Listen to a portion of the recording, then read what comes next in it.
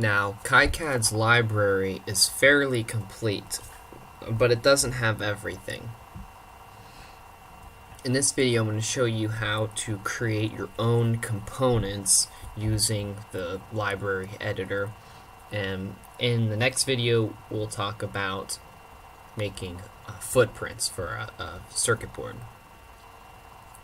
So I am in the test lib project and not the amplifier project that we started on.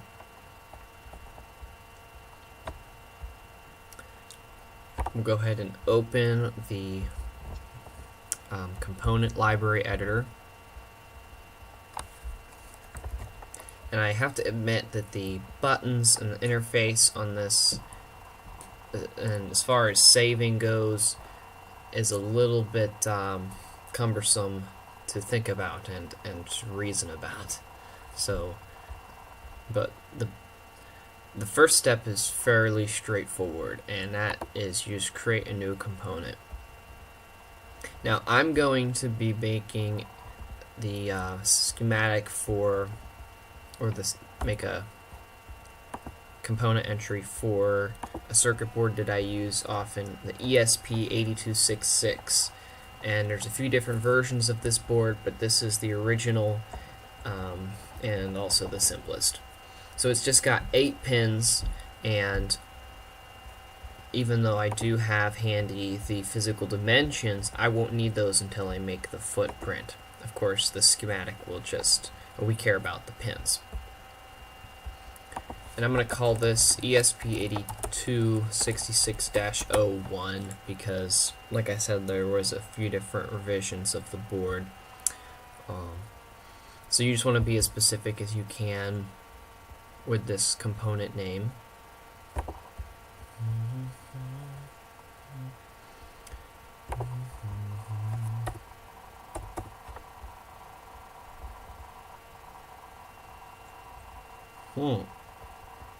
Just a second, it seems to be lagging or something.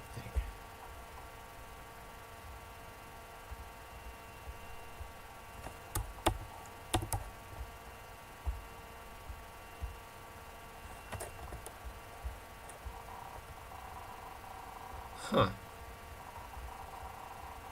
Okay, all seems well. The pinout closed.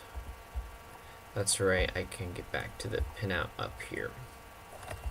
Alright, so if you have the pinout memorized, or it's not that complicated, then you probably don't need to have it beside you.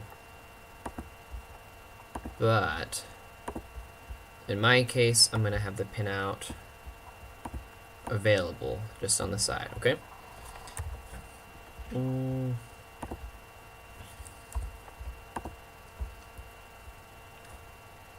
So I'm just going to start putting these pins down, and I'm not going to do it in the order of how they appear on the physical circuit board. I like to put the pins down more in a by function or by category. And I'll also put like VCC pins towards the top and ground pins towards the bottom. I will try to respect the pin number, of course, and then the orientation is a little confusing to me because the right orientation shows a picture of the pin going off to the left, and the picture's not wrong because, as you can see, that's how it actually builds the pin. So if you know why that is, or can offer an explanation about the left, right, up, and down orientation seeming to be backwards, it might just be the way I think about it, but to me, left should mean the pin goes off to the left, not to the right.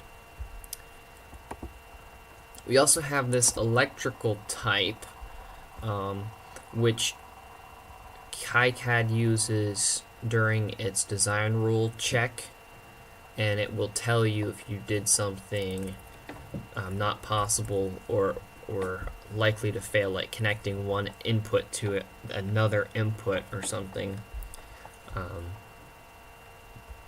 It won't. It'll just generate errors, I suppose. If you're not concerned about going this detailed, you could set everything to bidirectional, and then you can connect a bidirectional pin to a bidirectional pin, and when you run your DRC, the design rule check, it won't complain.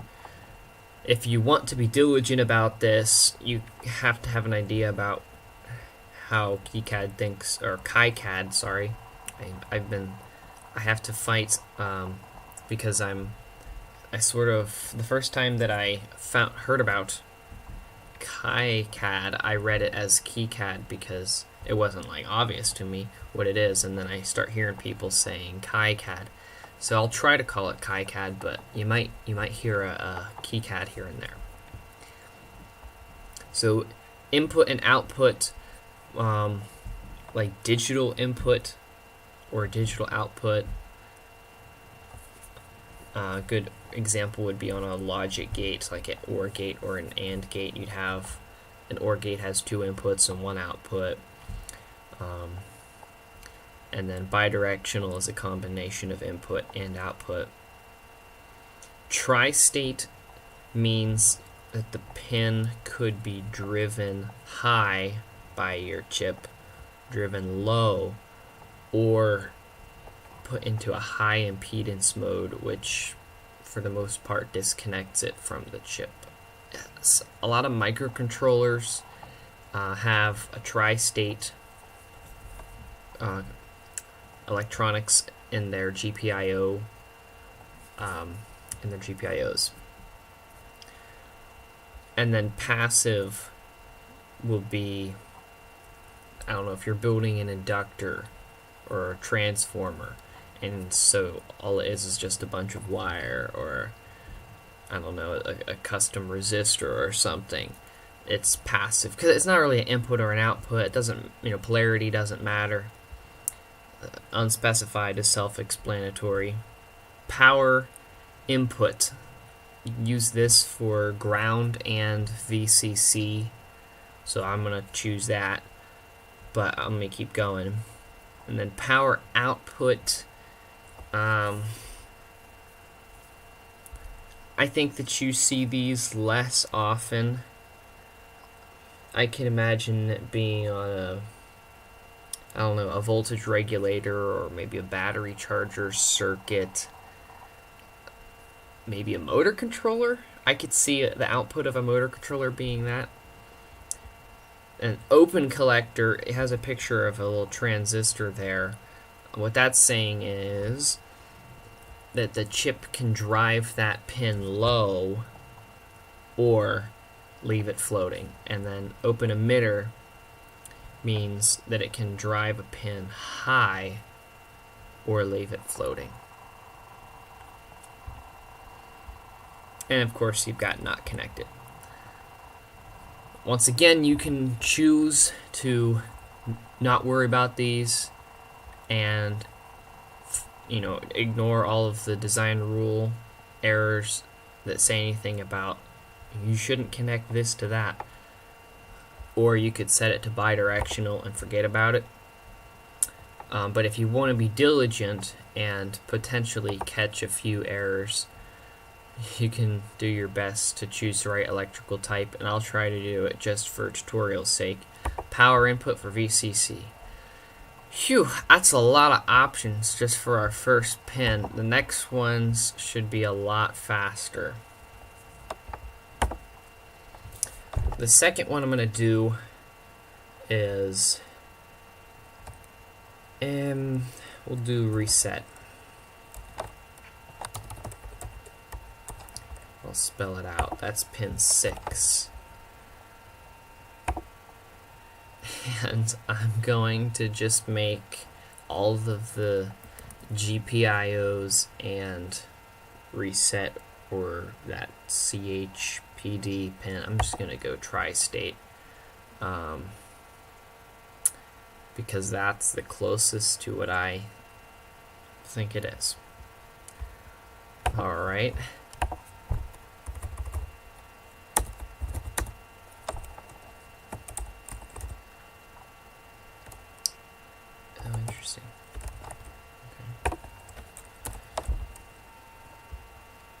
Same thing.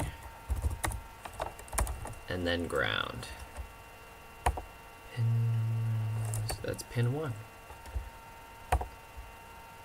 We're going with power input.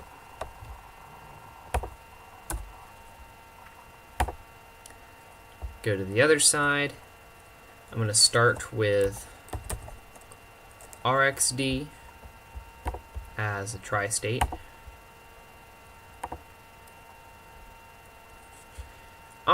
Normally RxD would be an input because something else would be, like, you'd never have the RX pin driving something else high. So I guess I'll choose it as an input. I feel like the electrical type, you just do your best to reason about it in your particular circumstance. So it's probably, unless you're advanced and you've done this a bunch of times and you want to start being more precise, probably a good idea to just ignore electrical type. Oh yeah, and we have to set it to left even though it's going right.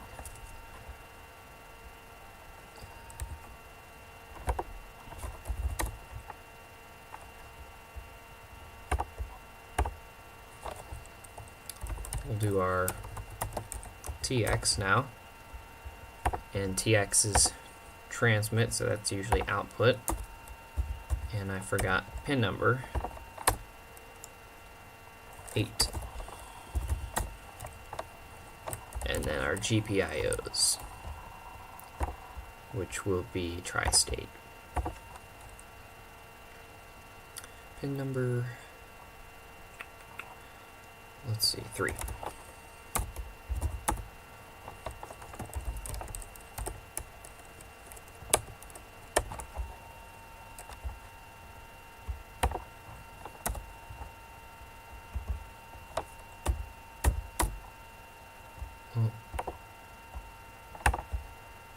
That was weird. I was on the move tool and I went to select and move stuff, and then when I hit enter it brought up the option to make a new pin.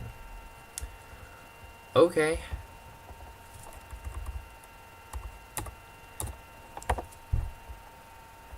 I'll admit sometimes in KiCad it's hard to see where you're moving things because, or at least my installation, my version, it doesn't draw it out very well.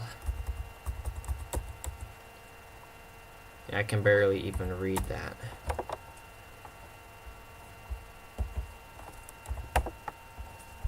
Anyway, I'm going to make a rectangle around here.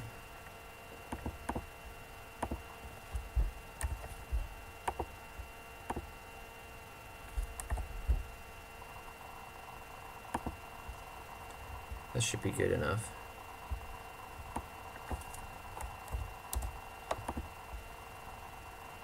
If you want to move a line on your rectangle, if you try to use the M button, it will move the whole rectangle. So instead, hit G for grab or drag, and I grabbed the wrong part of the rectangle. There we go.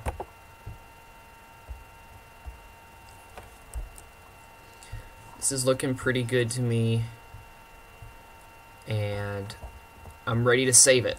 So just file save, right?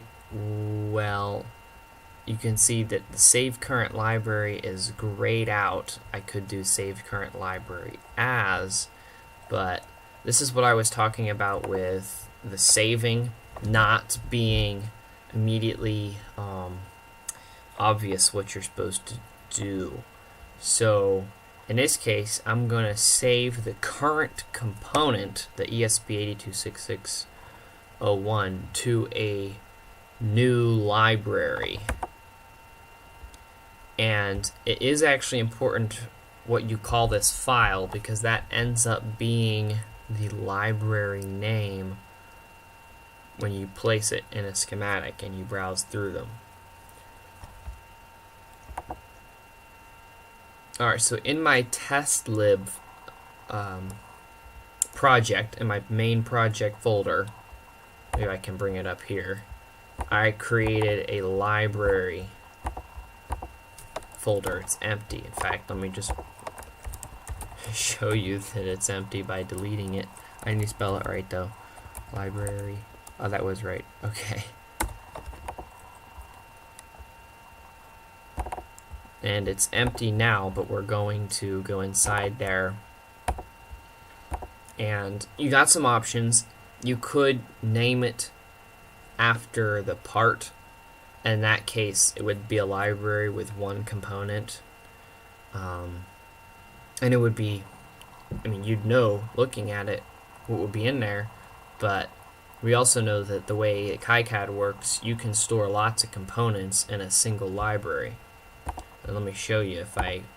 If we do go to the Schematic Editor, and we're mid-process because I'm showing you something. You know, whenever you go to place and you go into Atmel, look at all these. There's one library called Atmel and a bunch of components in there. So back whenever I said that ESP8266 had several versions, and this is the 01. In my case, then it makes sense to just create one called ESP8266.lib, and then I can go back later and add a bunch of different components. It says library will not be available until it's loaded. It's telling us we're going to have to add that library folder and the ESP8266.lib into the library's like paths. Okay, so before we do that, let's see what we just did.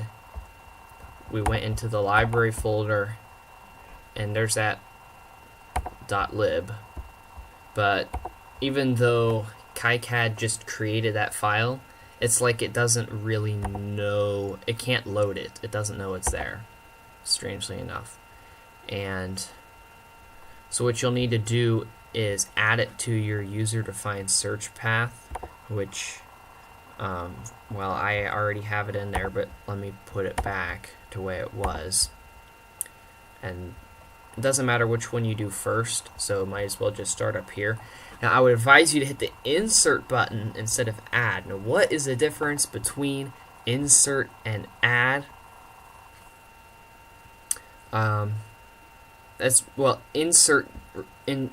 Insert puts it into the list above the currently selected library, whereas Add puts it in below. And what you have to know about the ordering of these is that if you have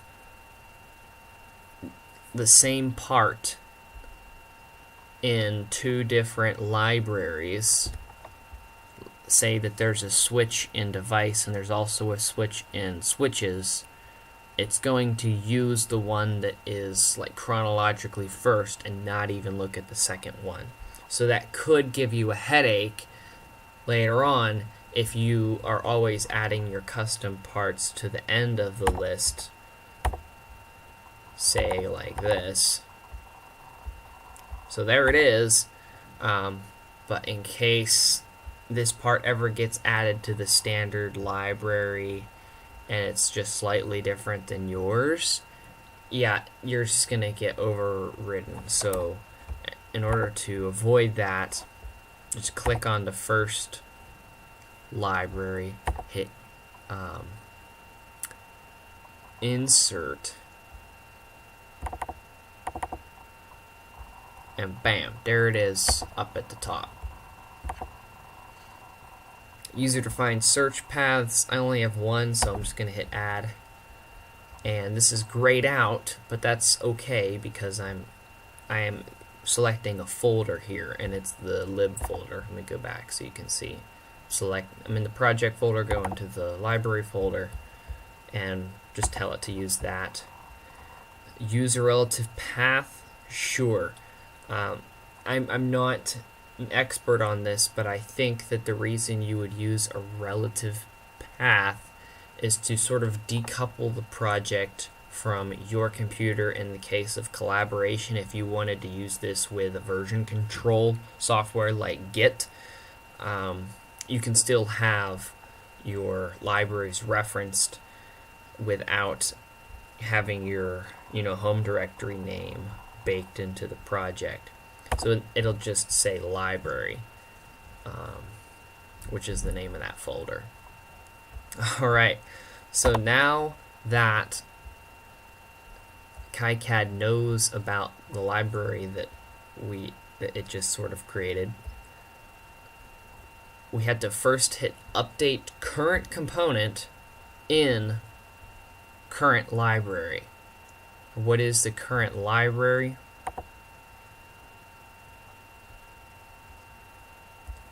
Well, it'll be, we have to select ESP8266. It's not at the top because in this list, these aren't the library files, they're the libraries, and for whatever reason they're sorted alphabetically instead of in the order they were in the last screen.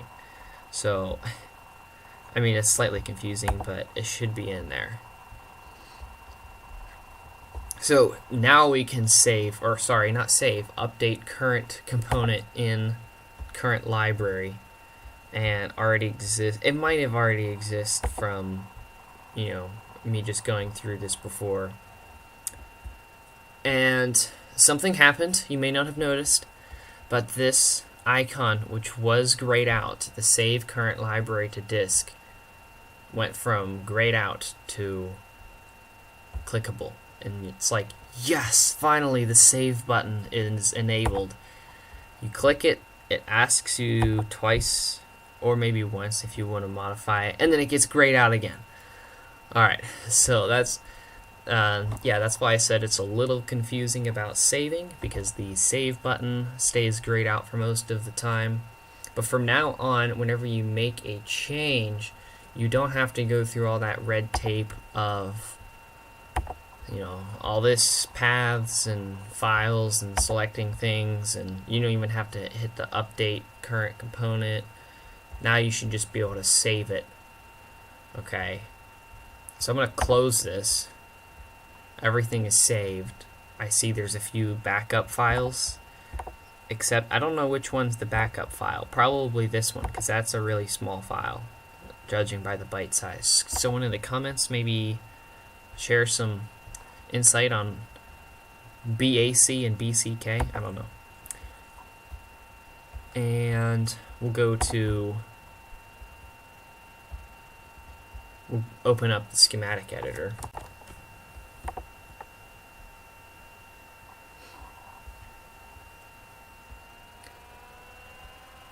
We'll try to place the component we just made. It's in the history, but if it wasn't in the history, where would it show up? Probably alphabetically. There it is. So remember how I said the file name is important of what you name the library, that .lib? That's because here it is. ESP8266 is exactly as we typed it right there, without the .lib. And inside that, we have the ESP8266-01, and I could go back in and add the -02, 03, or whatever. Yay, we finally got our part placed on the schematic. And now I want to show you how to update this thing.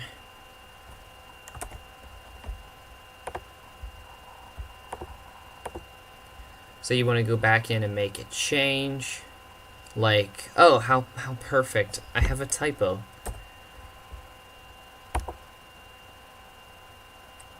Well, first, before I fix the problem, since I just noticed it, I want to make sure you can see it in here. Yeah. So this is the schematic, not the library editor. So I'm going to fix it in the library editor, and it should update in the schematic. So it's a very small change, but it matters to me. Okay, it didn't in order to update it,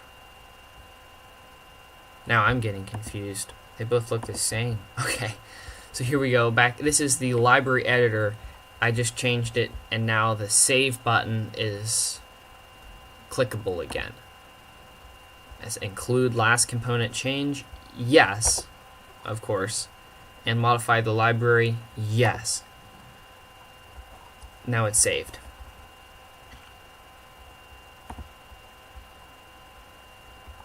And it looks like it didn't update, except I think it did. Let's just close it and reopen it. It looks like the project was made using an older schematic component library. And, oh, it's because KiCad caches the libraries. It has the older version in its cache that has the C, and there's a newer version with the G. Let's see. You want to rescue cloned and renamed. No, we don't want to rescue them. So what it's saying is, do you want to save the older version? And in this case, no, of course not. It had a typo.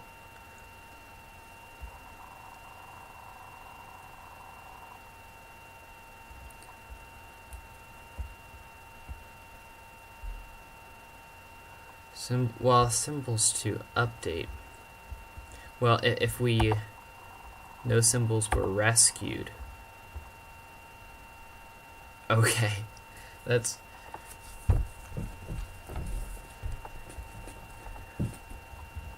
so yes, that worked. And the typo is fixed.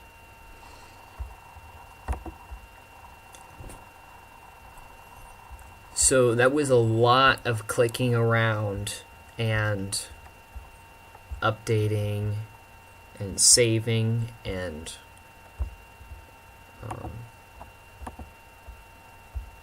yeah, definitely a lot of steps. So if you think that something needs more thoroughly explained, just ask in the comment section. Of course, there's always the KiCad docs online, but even then, sometimes it's just easier to talk to a person or jump on a forum or something. We can save. Alright, so if you want, you can try play around and make your own library and your own component.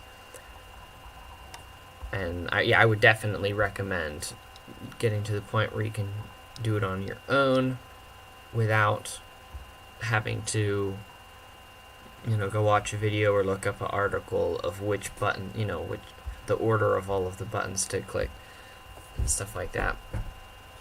Now, putting your parts in this library folder is a convention, but I think it's a good convention because you can already see there's like 4 files out here, and there may get to be more as the project gets bigger. So if you have all of your library files with these others, it's going to get pretty messy.